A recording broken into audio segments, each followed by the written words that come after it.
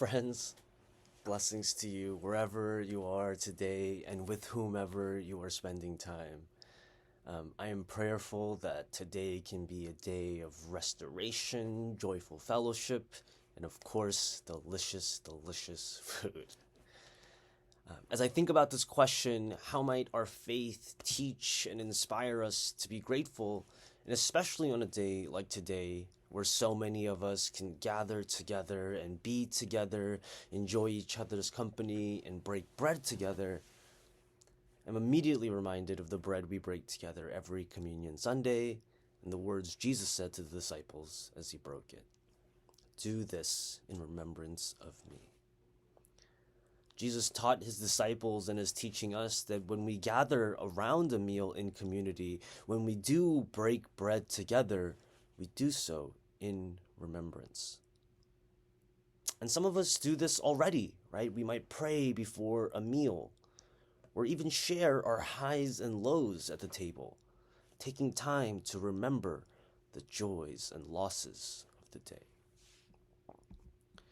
During this season of many Thanksgiving meals and Friendsgiving meals, when I break bread with family and communities, I do my best to try to do so in remembrance of Jesus. And this looks like breaking bread over prayer, expressing my thankfulness for all that's in my life. It also means breaking bread in remembrance of that one family at that small local gas station in the middle of the redwoods, offering free Thanksgiving meals to any passerby, and this being the first traditional Thanksgiving meal our family had eaten. I break bread in remembrance of that family.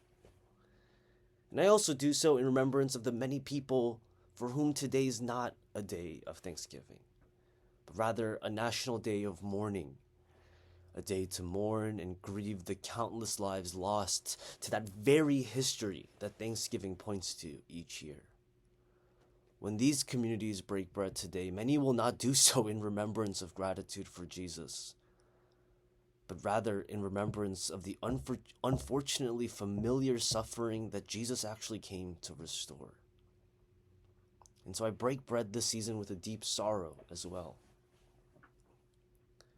And this is actually what Jesus instructs of his disciples. When they are to go off and break bread together eventually without Jesus, they are to remember Jesus' life of miracles, love, radical restoration, and community. And also to remember what they don't know yet, that Jesus will live out the ultimate suffering for the restoration of the kingdom. When they break bread, they are to do so in remembrance of the full Jesus. And it's this remembrance that's what sends the disciples, what fills the disciples with the gratitude to persist in the life and work of Jesus. And so this remembrance is the same invitation to us, to recognize that the fullness of Jesus is made up of both perfect love, joy, and restoration, and ultimate suffering, indignation, and pain. And to know Jesus, we must remember both.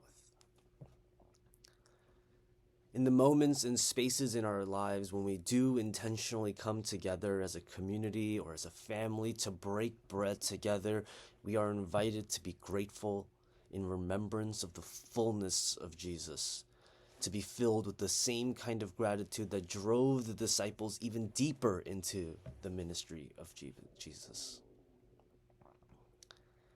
Friends, on this day, enjoy each other, eat delicious food, enjoy football games, and create space for communal lament, communal grieving, breaking bread in remembrance of Jesus.